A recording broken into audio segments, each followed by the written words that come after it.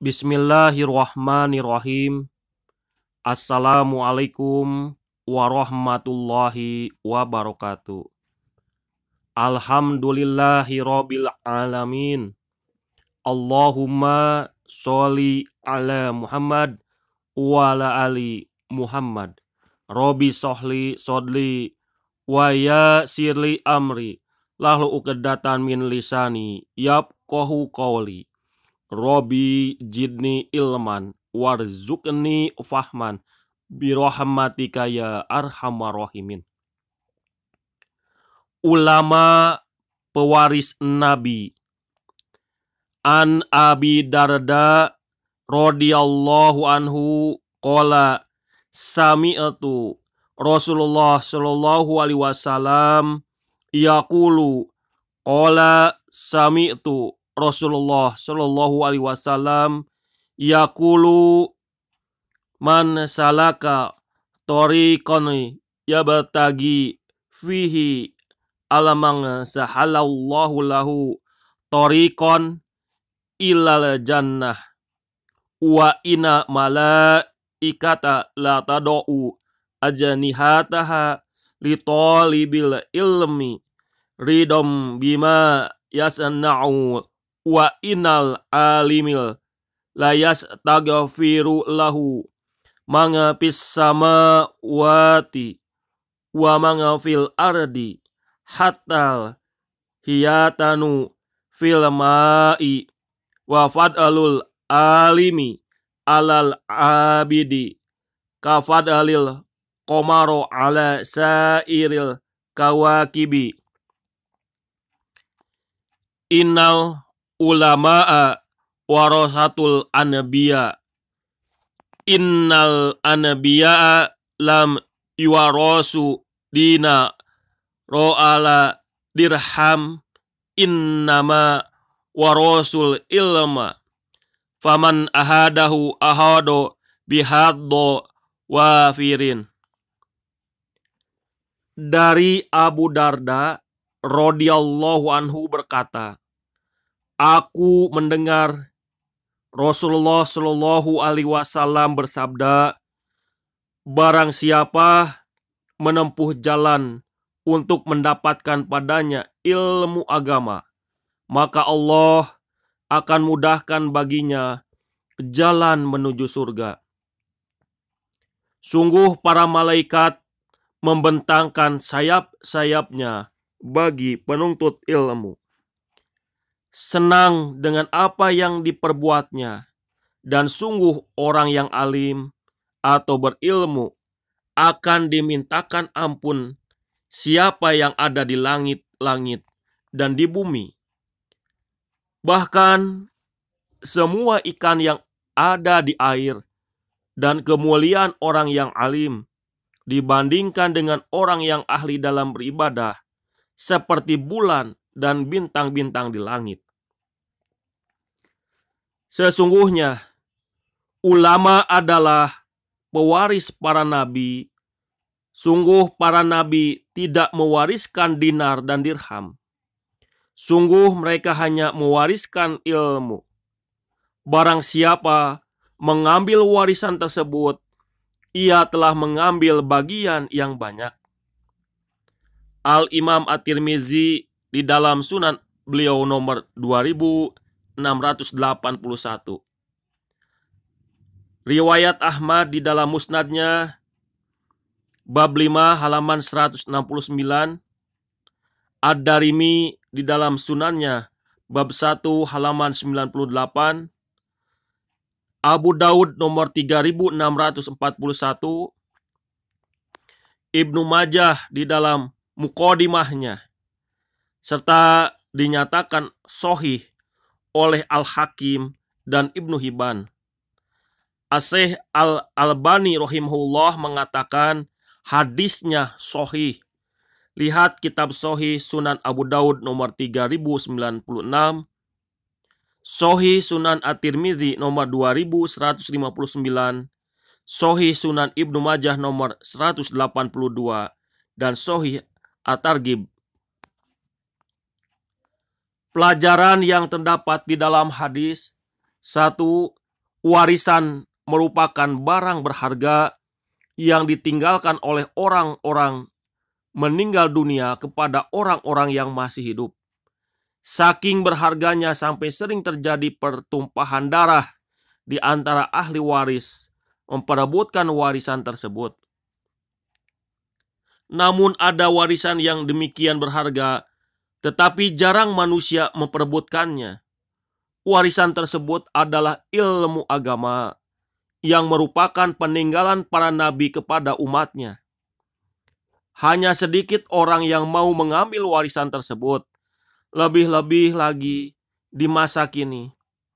Merekalah para ulama, orang-orang yang memiliki sifat tamak dalam mendapatkan warisan nabi. Tidakkah kita ingin meniru mereka? 2. Di samping sebagai perantara antara dirinya dengan hamba-hamba Allah dengan rahmat dan pertolongannya, Allah Subhanahu wa Ta'ala juga menjadikan para ulama sebagai pewaris perbendaharaan ilmu agama, sehingga ilmu syariat terus terpelihara kemurniannya sebagaimana awalnya. 3. Sungguh para pengikut Nabi dan Rasul menyeru pula sebagaimana seruan mereka. Mereka itulah para ulama dan orang-orang yang beramal soleh pada setiap zaman dan tempat. Sebab mereka adalah pewaris ilmu para nabi dan orang-orang yang berpegang dengan sunnah-sunnah mereka. 4. Keberadaan ulama di tengah kaum muslimin akan mendatangkan rahmat dan berkah dari Allah Subhanahu wa Ta'ala. Lebih-lebih Rasulullah Shallallahu Alaihi Wasallam mengistilahkan mereka dalam sebuah sabdanya, mafatihul lil khairi maghaligul lisarri, sebagai kunci-kunci untuk membuka segala kebaikan dan sebagai penutup segala bentuk kejahatan. 5. Asy-Syaikh Shalih Fauzan mengatakan, kita wajib memuliakan ulama muslimin karena mereka adalah pewaris para nabi. Maka meremehkan mereka termasuk meremehkan kedudukan dan warisan yang mereka ambil dari Rasulullah Shallallahu Alaihi Wasallam, serta meremehkan ilmu yang mereka bawa. Barang siapa terjatuh dalam perbuatan ini, tentu mereka akan lebih meremehkan kaum muslimin. 6. Ulama adalah orang yang wajib kita hormati karena kedudukan mereka di tengah-tengah umat dan tugas yang mereka emban untuk kemaslahatan Islam dan muslimin. Kalau mereka tidak mempercayai ulama, lalu kepada siapa mereka percaya? Kalau kepercayaan telah menghilang dari ulama, lalu kepada siapa kaum muslimin mengembalikan semua problem hidup mereka dan untuk menjelaskan hukum-hukum syariat? Pada saat itulah akan terjadi kebimbangan dan terjadinya huru-hara. Di dalam kitab Al-Ajwibah Al-Mufidah halaman 140. Tema hadis yang berkaitan dengan Al-Quran. 1. Sesungguhnya yang benar-benar takut kepada Allah dari kalangan hamba-hamba Allah hanyalah para ulama yang mengetahui tentang Allah Subhanahu wa Ta'ala. Karena sesungguhnya semakin sempurna pengetahuan seseorang tentang Allah yang maha besar, maha kuasa, maha mengetahui, lagi menyandang semua sifat sempurna dan memiliki nama-nama yang terbaik, maka semakin bertambah sempurnalah ketakutan kepada Allah Subhanahu wa Ta'ala. Innama yahsyallaha min ibadihil gulama'u. Innama yahsyallaha min ibadihil ulama'u. Sesungguhnya yang takut kepada Allah di antara hamba-hambanya hanyalah ulama. Quran surat Fatir ayat ke-28. Dua, para ulama itu adalah orang-orang pilihan. Al-Imam As-Syaukani rahimahullah mengatakan bahwa maknanya adalah kami telah mewariskan kepada orang-orang yang telah kami pilih dari hamba-hamba kami, yaitu Alkitab, Al-Quran.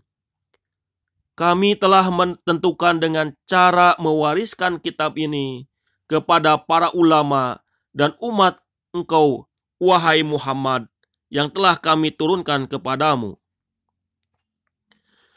Summa aurasnal kitabal ladzina astofaina min ibadina.